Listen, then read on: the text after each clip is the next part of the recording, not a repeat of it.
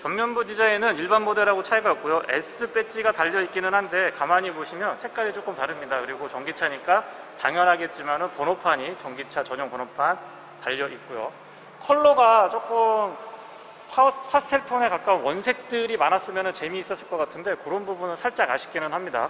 측면으로 돌아섰을 때는 역시 3도어 차량이 뭔가 좀 귀염귀염하면서도 스포티한 느낌을 가장 잘 표현하는 것 같습니다.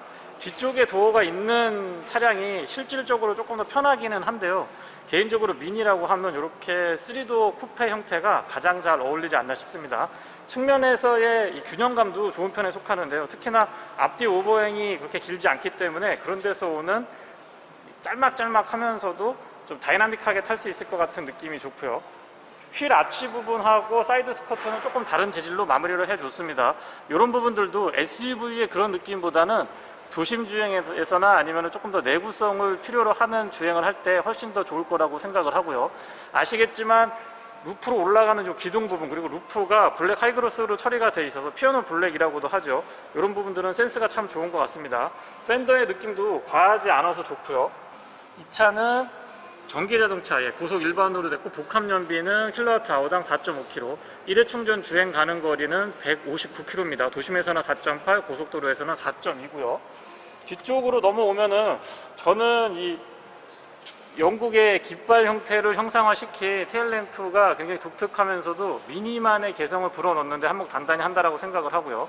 여기에 전기자동차를 나타내는 배지가 적용되어 있습니다.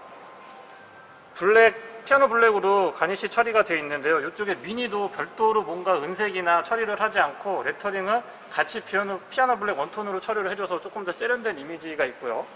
쿠퍼는 블랙 하이그로스고 S 배지는 역시 이 형광색을 조금 더 강조한 듯 싶습니다. 범퍼 하단부의 디퓨저는 전기차이기 때문에 크게 비교를 부리거나 차별화하려고 하지는 않았고요. 그냥 깔끔하게 마무리 잘 해주고 있고요. 리튬이온 배터리를 장착하고 있습니다. 전기 모터의 최고 출력은 135kW인데요. 마력으로 환산하면 약 184마력, 토크는 27.5kg/M입니다. 배터리 총 용량은 30.6kWh. 제가 탑승할 차량은 10번 차량이고요. 컬러는 그레이 컬러입니다. 다만 이제 조금 밋밋할 수 있는데 휠에 포인트가 형광색이 들어가 있고요. 또 아웃사이드 미러 커버 쪽에도 이렇게 형광색으로 포인트가 들어가 있어서 전체적으로는 조금 더 귀여운 느낌들, 귀염귀염한 느낌들이 잘 표현되는 것 같습니다.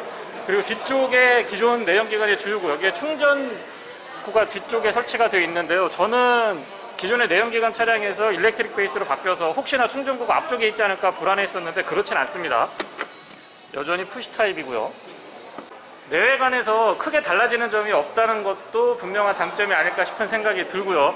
특히나 개인적으로는 이제 내연기관하고 전기차는 글쎄요, 이 트림별로 선택하는 선택사양이지 완전히 다른 뭔가 좀 특별하게 드러내는 것들은 약간 올드 패션드한 트렌드가 아닌가 싶은 생각이 듭니다. 그래서 현재의 미니는 캐치프레이즈에서도 나오지만은 달라진 거라고는 파워트레인이 전기 모터로 간다라는 거, 그거 말고는 특별한. 트렁크가 일반 차량하고 차이가 안 나는데요. 그런 점도 분명한 미니 일렉트릭의 장점 중에 하나가 아닐까 싶습니다. 보통은 뒤쪽에 전기 모터나 배터리, 특히 이제 배터리 공간 때문에 트렁크 용량이 많이 차이가 나는데 미니 일렉트릭에서는 그런 부분들이 없습니다. 바닥 쪽 공간까지도 충분히 활용할 수 있도록 잘 준비가 되어 있고요. 충전은 운전석 뒤쪽 휀더에 커버가 되어 있고요. 살짝 열고 여기에 있는 충전구가 있거든요. 현장에 충전을 할 수 있도록 준비가 되어 있어서 이 충전구로 한번 충전을 해 보겠습니다. 위쪽 소켓을 제거하고요. 살짝 꽂아주면 되고, 충전 위치가 사용하기에 굉장히 편리하게 준비가 되어 있고요. 다시 말씀드리지만 1회 충전 주행 가는 거리가 조금 아쉽기는 한데 차량의 컨셉이라고 생각을 하시면 될 것 같아요. 실내는 일반 모델하고 거의 같기 때문에 간단하게만 보여드려 보겠습니다. 시트 구성은 세대를 거듭하면서 훨씬 더 편안하게 구성이 되어 있고요. 파노라마 타입 썬루프는 조금 아쉽기는 하네요. 스티어링 구성도 같고 아래쪽에 배지 적용이 되어 있고요. 기어 노브에도 이렇게 야광 형태로 준비가 되어 있습니다. 전원 스위치 갖춰주고 있고, 전원 스위치 좌측에는 회생제동에 관련된 기능, 우측 제일 끝으로는 그린하고 스포츠라고 표시가 되어 있는데 드라이브 모드 선택할 수 있도록 준비가 되어 있습니다. 충전은 99%까지 진행을 해봤는데요. 주행 가는 거리는 185km로 확인이 됩니다. 시동 키죠, 전원 스위치를 딱 누르면 삥 하면서 굉장히 좀 독특한 형태의 효과음을 내주고 있습니다. HUD는 컴바이너 타입인데 생각보다 또렷하게 다양한 정보들을 잘 보여주고 있는 것 같아요. 역시 미니답게 좁은 골목길에서 운전하기 굉장히 편안하고요. 내연기관하고 비교를 했을 때 사실상 미니의 디젤 버전이든 가솔린 버전이든 조금 엔진이 괄괄하거든요. 근데 그런 부분이 살짝 거슬렸던 분들한테는 더없이 좋은 대안이 아닐까 싶습니다. 두 가지 트림으로 트림을 단순화한 것도 분명한 장점 중에 하나가 아닐까 싶고요. 어쨌거나 무게중심이 배터리가 아래쪽을 이렇게 꽉 잡아주다 보니까 그런 부분에서 내연기관 차량들보다 밸런스가 훨씬 더 좋다라는 느낌을 받게 됩니다. 아무래도 미니라고 하면 그 고카트 필링이라고 하나요? 좋아하시는 분들은 좀 타이트하고 꽉 잡아주고 마치 진짜 카트를 잡아 돌리는 듯한 아주 경쾌한 드라이빙이 가능한 게 미니의 또 장점 중에 하나인데요. 그 부분이 조금 더 배가 됐습니다. 모터 출력이 한 184마력에 토크 27 정도 넘어서기 때문에 힘이 조금 있는 편이고요. 차 자체가 워낙에 크기도 크지 않을 뿐더러 무거운 편이 아니기 때문에 순간적으로 치고 나가는 발진 가속력이라든가 기동성, 순발력 이런 부분들은 내연기관에서의 재미를 조금 더 높여주는 역할을 하고 있고요. 그러면서 그 엔진의 걸걸한 느낌, 표현이 조금 그렇습니다만 약간 거친 느낌들의 거부감이 있으신 분들한테도 더없이 좋은 선택일 것 같다라는 생각이 듭니다. 과속 방지 타업 같은 거 너무 보면은 미니 특유의 그 단단한 느낌이 있는데요. 세대를 거듭하면서 많이 좀 부들부들해진 느낌이 있습니다. 그래서 여성 운전자분들도 부담 없이 선택할 수 있게 된 건 분명한 장점이라고 생각을 하고요. 서스펜션 자체가 단단하기도 하지만 시트에서 약간 상쇄되는 부분이 있습니다. 그리고 확실히 다시 한번 말씀드리지만 이전에 비하면 훨씬 더 부들부들해진 느낌이 있어서 진입 장벽이 좀 낮아진 것 같습니다. 완전히 매니아층이 아니더라도 충분히 미니를 즐길 수 있다라고 생각을 하고 있고요. 다른 부분에서 기존의 미니의 장점들을 충분하게 활용하면서 전기 모터, 배터리를 사용한 전기 모터로 파워트레인을 바꿨기 때문에 전통적인 미니 매니아분들의 그 충성도도 고스란히 가져갈 수 있다고 생각을 합니다. 보통 이 전기 버전이 나오면 뭔가 많이 외관에서 차이를 두거나 실내에서도 차이가 있고 주행 질감 같은 데에서도 좀 이질적이라서 거부감을 받기가 쉬운데요. 그런 부분에서는 미니가 참 영리하게 시장의 니즈를 잘 읽고 대응을 잘 해주고 있다고 봅니다. 스티어링의 반응은 묵직하면서 이 정도 차급에서 이렇게 안정감 있고 묵직한 스티어링은 아마 미니가 아니고서는 구현하기가 조금 어렵지 않나 싶고요. 조향의 날카로운 느낌들, 안정성도 높은 편에 속합니다. 드라이브 모드는 기존의 미니랑 비슷한데요. 일단 스포츠, 미드, 일반 모드가 되겠죠. 그린, 그리고 그린 플러스라고 해서 회생제동을 조금 더 끌어올려서 에코 모드인데 실질적으로 이 연비 중심, 연비가 아니죠. 전비 중심으로 주행을 할 수 있도록 그렇게 세팅도 되어 있습니다. 이런 이 물리키는 토글 타입으로 준비가 되어 있는데 참 영리하게 잘 대응을 해준 것 같아요.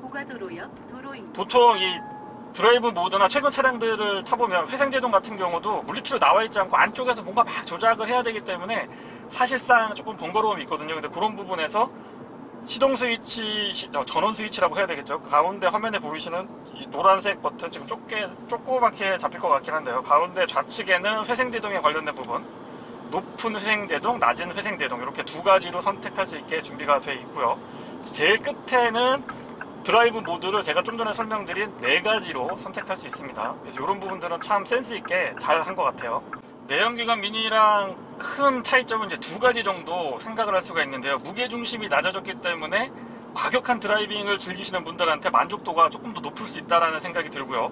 두 번째는 내연기관의 디젤이든 가솔린이든 사실상 미니의 파워트레인은 조금 거친 느낌이 들거든요. 그런 부분이 좀 민감하셨던 분들한테는 더없이 좋은 선택지가 하나 생겼다고 생각을 합니다. 낮은 회생제동이든 높은 회생제동이든 원페달 드라이빙이 가능하기 때문에 그런 부분에서 전비를 조금 더 높일 수 있는 장점이 있고요. 적응만 조금 하시면 원페달 드라이빙으로 브레이크가 갖는 부담감을 현격하게 낮출 수 있는 것도 분명한 장점 중에 하나가 되겠죠.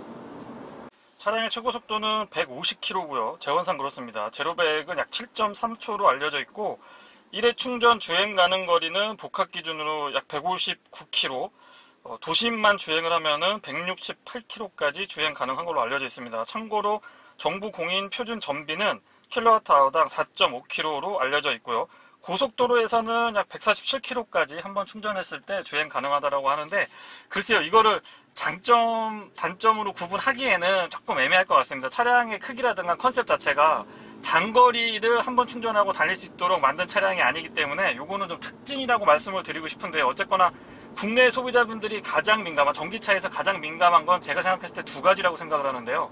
보조금이 나오냐 안 나오냐, 얼마까지 나오느냐, 두 번째는 한 번 충전했을 때 어느 정도까지 주행 가능하냐, 이 두 가지가 굉장히 민감한 편인데, 그런 부분에서는 시장의 반응이 어떨지 사뭇 좀 걱정되기도 하고 궁금한 부분이기도 합니다.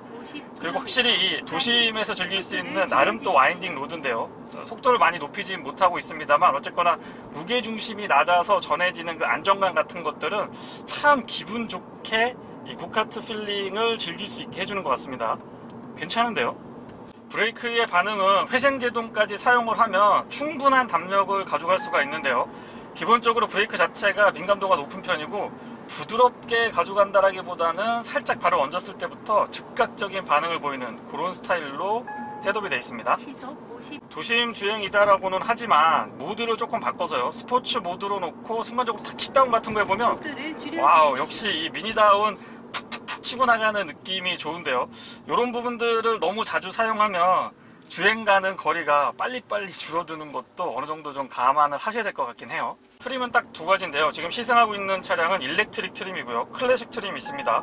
클래식 트림은 4,560만원으로 기억을 하고 있고, 지금 이 차량은 4,990만원, 딱 5천만원 언더로 가격을 아주 공격적으로 책정했다라고 보는데요. 충분한 시장 조사를 통해서 미니에 일렉트릭 파워트레인이 얹어졌을 때는 어느 정도까지 내가 지불할 수 있다, 이런 것들을 아주 면밀하게 잘 조사를 해서 정확하게 반영을 한 것 같습니다.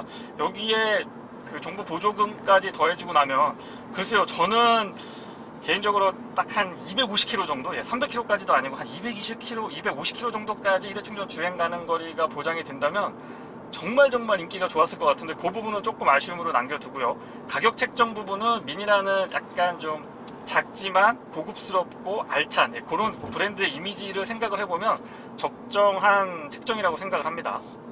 시트도 시트지만 승차감 자체도 이 세대를 거듭할수록 시장의 반응에 따라서 조금은 좀 편안하고 부들부들한 느낌은 점차 개선해주고 있어서 이 정도의 승차감이라고 하면 글쎄요, 다 망연히 이쁘기만 해서 샀다가 좀 불편하고 딱딱해서 다시 차량을 되파시는 분들은 그렇게 많이 발생하지 않을 것 같습니다. 여성 운전자분들한테 참 매력적인 선택지 중에 하나가 되겠죠. 대표적인 차량입니다. 이 차는 장거리 여행을 많이 하시거나 출장이 많으신 분들, 장거리 출장이 많으신 분들보다는 도심에서 생활하시는 분들, 근처 마트라든가 학원이라든가 평상시에 회사 출퇴근 거리가 그렇게 멀지 않은 분들한테 적극적으로 추천을 좀 드려보고요. 저 같은 경우가 그렇거든요. 사실상 1년에 제 개인적으로 운영하고 있는 차량은 약 한 5,000km에서 6,000km 정도밖에 안 타기 때문에, 그리고 장거리 갈 때는 대중교통을 보다도 많이 사용하기도 하고요. 그래서 도심 생활자분들한테는 참 좋은 대안일 것 같습니다.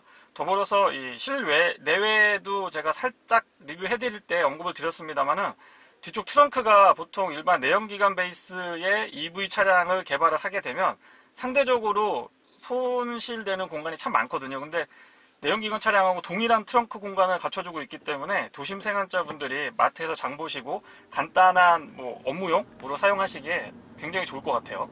언덕 구간에서 가속 같은 거 해봐도 평지랑 크게 차이가 없습니다. 차량의 크기라든가 무게를 감안해 봤을 때는 충분히 여유 있게 운영 가능한 힘과 토크를 갖추고 있기 때문이죠.